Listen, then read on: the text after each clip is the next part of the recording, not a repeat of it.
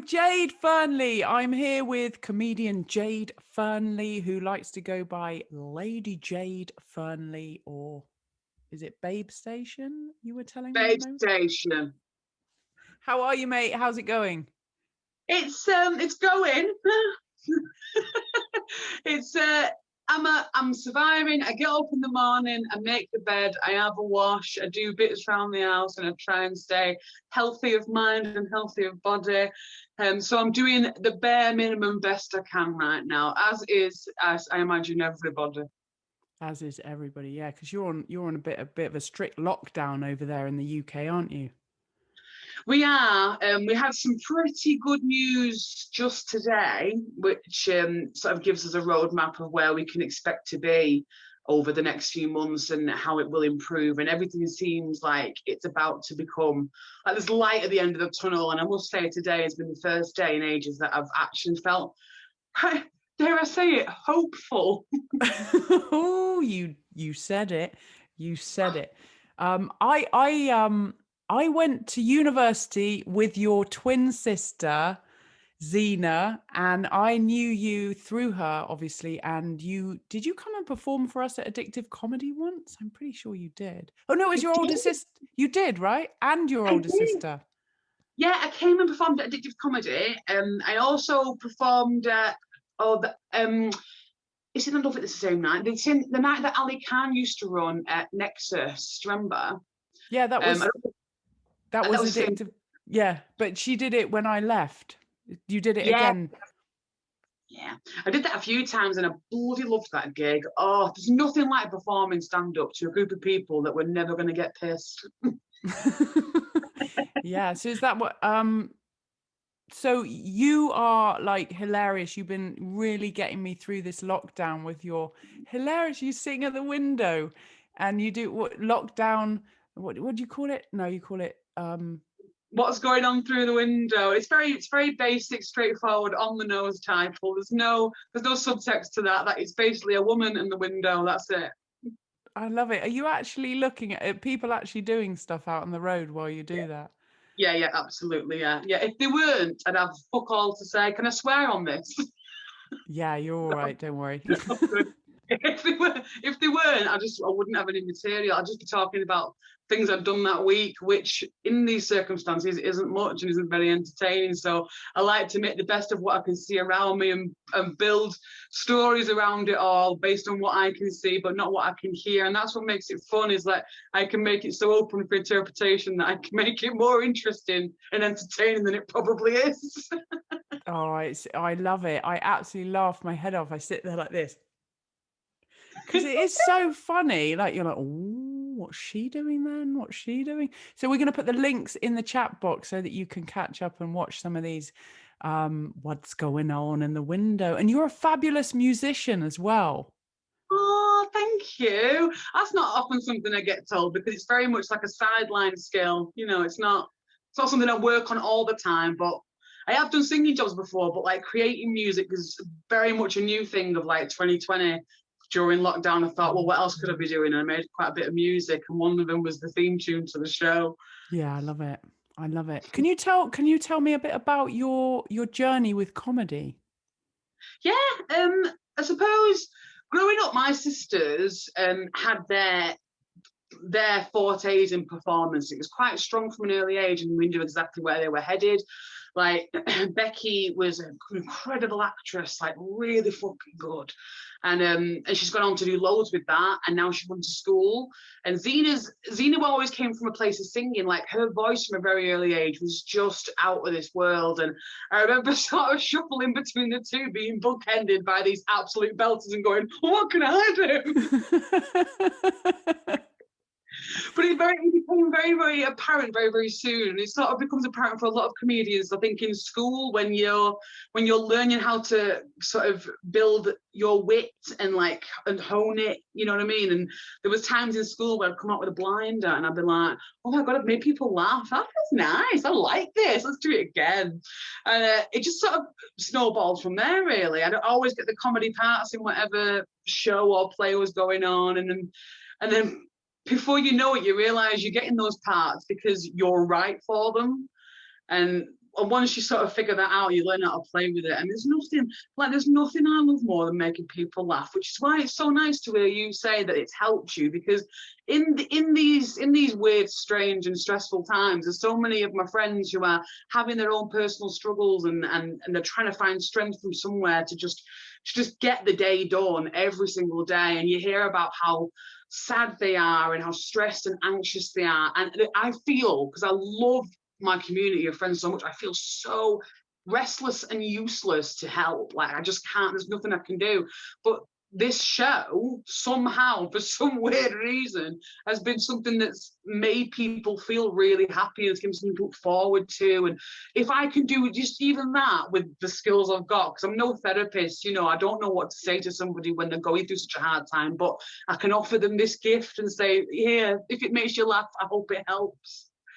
Yeah, because it's like, for me, when I see you doing that, what's going on through the window, and you've done, how many have you made? Like, I don't know, like about 26 now. There's about 26 episodes. There's 2 series and 26 episodes. Yeah, I love it. And what it makes me feel like is like, okay, you're in lockdown, and you're just finding some light there, and you're just pointing out, like, and you just gone into this space, this creative space, and I, for some reason, it's just kind of like, it's so real and so powerful. And me, I am a therapist, and I do know what to do. You just don't do anything. You just be quiet, so somebody can just hear their own voice rattling on, and you go, yeah, that must be hard. yeah, I hear you. yeah. But the jokes, the humor, that's where we get the because I mean, I'm banging on, I know that I do that, but that's okay, because my hangout, right? But humor, the joke, a punchline, provides relief from tension, and so the bigger the tension, the bigger the relief.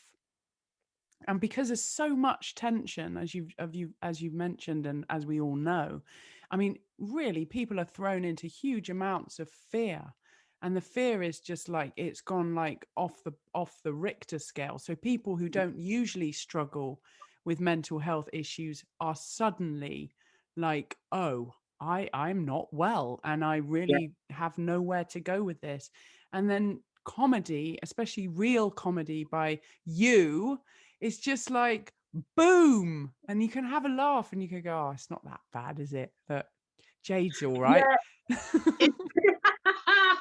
On the surface, yes. It's been a really hard time for me though as well. Like, I've never had mental health issues as strong as this, apart from when I've had a year when I went through a lot of grief. Like, I had a couple of friends die, my mum died, and and then I really took this quite personally. Like, it happened, that all happened in the same year as the Manchester attacks, and I remember just thinking, oh, this year is utterly awful, and I went into a really dark, deep depression, and I haven't felt quite as bad as that until this.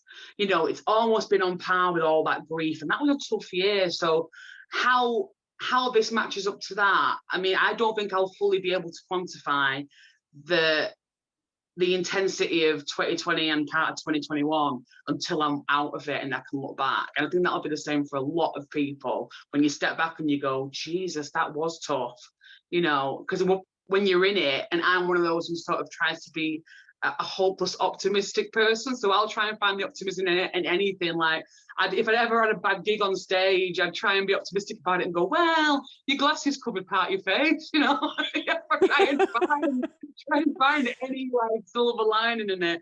So that's who I am. So I never quite know, because I've got that instinct, whether I'm having the worst time of my life. I don't know until I step back and gone, oh yeah, that was pretty shit. So I think it's what was it you asked me? I don't know. I just I don't know. We were just talking. But so, do you think, like, comedy? Do you think comedy and people watching your comedy during this time has helped your experience of darkness? Yeah, because a lot of it comes from having such every single month that goes by where I've not been on stage is too bloody long. You know, there's such a thrill and a high and a happiness on stage for me. And when I can't do that, I lose a lot of what made me happy on a regular basis. And I haven't performed now for, it'll be a year next month that I've not been on the stage. And that is so crazy to me because I spent 12 years a professional actor and doing improv every single month, like 3 or 4 times a month. And I can't begin to get my head around how that suddenly stopped after 12 years of doing it so regularly. And I'm kind of worried now, like, what if I get on stage and in my first show back and, you know, and I'm running brown water before the water runs clear, you know, I need to get out. To get out all the shit. What if I'm really bad before I'm good again? But I'm prepared to do that to get to the good again. You know, I'm prepared to go through that sort of flexing your muscles and exercising yourself to get to that. But it has helped me to have online avenues to be able to. It sounds so pathetic, but to just be appreciated, you know, to be doing something and have people go, oh God, yeah, I remember, you are funny, because that's unfortunately how a lot of my worth as a person manifests itself, is feeling like, okay, well, there's this great skill that I've got and I want to be able to use it and I want it to be good. And when people say that it helps them, people say that it makes them laugh, it cheered them up, you know, it brought them a little bit of joy for the 5-6 minutes it's on, it makes me feel so happy, because as I say elsewhere, I feel so helpless to help. But if I can use this one skill I've got well and make people feel better for it, it's bound to have an impact on me, and it has had an impact on me. It's probably been it's like a saving grace in all this. Yeah, for sure. Well, you know, we need connection. We're wired for connection, and you know, when everything's kind of shut down and we can't be in, and you know, you like you just said, you've been in this huge comedy community because of improv. Is, you know, it's team sport, isn't it? It's like you're there with your team, and you're out there. You know, you're thinking on your feet, and then suddenly all of that's gone, and you know, you're told, oh, it's the end of times, buckle down, hide under the table, it's the end of times. And you're like, oh shit. And I'm just like over here going, oh my God, there's a dictator trying to take over America. I don't know how well that's going to go. And yeah, it gets really fucking scary at times. Sorry to swear to any old ladies watching this show, or I shouldn't say old ladies, older women. I have an elderly fan base, actually, Jade. Of course you do. I'm hitting big with those 60 to 80 category. You are the ultimate golden girl. I am, and the Golden Girls have got me through. That's for sure. God, yeah. Thank you for being a friend, the Golden Girls. I've just watched the series twice, and I go to bed with the episodes on in my ear. Oh, see, I wish I'd invested my lockdown time and TV binging on things like this, because I started and finished Lost for the first time last year. And I'll never get those. I'll never get those hours back, Lizzie. It was awful. It was the worst thing I've ever invested my time into. It's a terrible, terrible show. It doesn't make any sense. It doesn't make any sense. All those loose ends all not tied up at the end. I'm still very angry about it. Well, you absolutely should be, and I also am angry on your behalf, because that just does seem like a horrendous waste of time. Myself, I was binge watching the serial killer, like freaking docu-series that are all over Netflix, and then I've just been, for the last week, I had to cut myself off because now I'm just having flashbacks of all those murder scenes. Every time I go to the toilet in the middle of the night, I'm seeing a lady's legs popping out of the dark corridor in front of me. And, you know, I'm not joking. I am seriously traumatized from watching those shows. But you're quite sensitive to all that sort of stuff. Remember Zena saying she went to the cinema with you once to watch Girl with a Dragon Tattoo, and there was a scene in that and you were just like, I don't want to see this, it's awful. It was awful. She was being sexually violent towards her captive. I mean, I know she was getting her own back, but I was like, oh, I can't watch it. I can't bloody watch this. No, I don't like. I'm not a big fan of horror for the same reason. Like, I never go to a horror film over like a rom-com or a thriller, or horrors are like the bottom of my list. I'm not interested. So what is your favorite comedy film? Life of Brian, probably. Okay, right. Yeah, I think it's only. I mean, I watch it now and I don't laugh as much, but that probably because of overexposure, I imagine. But I always cast my mind back to the first time, a few times I watched it over, and I did watch it over and over again, and just how much I wanted to learn every single line and capture the magic and the timing of everything that was said a certain way, in a funny way. It was magical, and it was like the first time I was like, oh my God, if I could do that, that'd be amazing. Well, you are doing that, Jade, and I see big, big things for you on the horizon. I absolutely adore you. I adore watching you perform. You are confident, you're beautiful, you're powerful, like you've got such a presence, and you're hilarious. So Oh, Lizzie. I know we should be in the same house locking down together, and that would just make everything all right. Oh, I'd love that, Lizzie. I'd also love for you to say all of this as I record you on my phone, and that can be my alarm clock in the morning. And I'll just wake up every day thinking I'm the business. Well, you are, like you did mention, you mentioned that you got your self-worth, you said, unfortunately I do kind of get a lot of my self-worth through the feedback that I get. Yeah. I just want you to know that you don't you don't need to get it from outside of yourself. You are just wonderful. But I'm just preaching to the choir, I know that. I just want you to be all right, Jade. I just want you to be all right. Me too, Lizzie. Praying hands emoji, or is it two high fives? I don't know. But yeah, very that. I mean, and I think I know I will, because I think these sorts of times, I mean, I was saying to my friend the other night, can you imagine how absolutely solid we're going to be when we get out of this, like up here?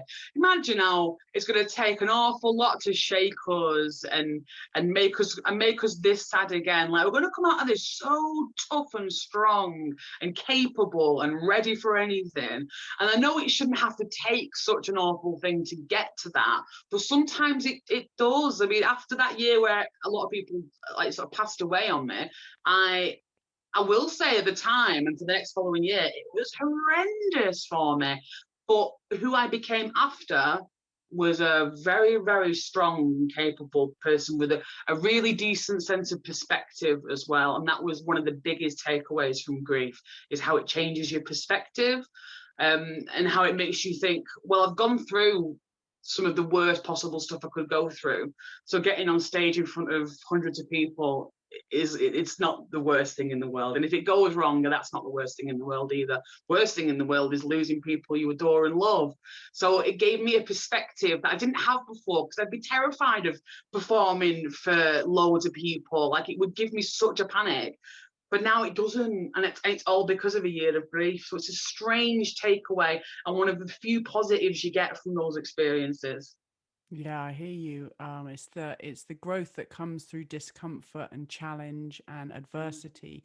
It's huge. We do some of our biggest growing through those dark patches. Like, I totally agree. If we were always really comfortable, we'd have no need to grow and no need to step out. And I love that you've got perspective. I love that you are going to come back stronger after this. And and if I can help in any way, and if you ever want to come over here and do some work, and we've got this TV studio opening up, and you can come out and stay for a few weeks and do some stuff, we'd love to have you. Absolutely love to have you. Oh, I'd love that. Oh, look at me. I'll stick it in my travel diary. I'm coming, Lizzie. Oh, put it in your vision board. Make it happen. I'm coming. All right, well, we're running out of time, so I'm going to have to say goodbye, but let's catch up. And I'm putting all Jade's information, social links and stuff in the chat box right now. So yeah, go and check out her 26 episodes. And thank you so much, Jade, for coming on the not show that's not a show. Mwah. You're amazing, Lizzie, and thank you, because I know a lot of people really vibe off your energy, and it means a lot to people to have someone as positive and as wonderful as you around. And my sister misses you so much. I know, my little cat chin. That's what I call her. She's got a little chin like a cat. All right, lovely to see you. Goodbye. Bye-bye, Lizzie. Bye.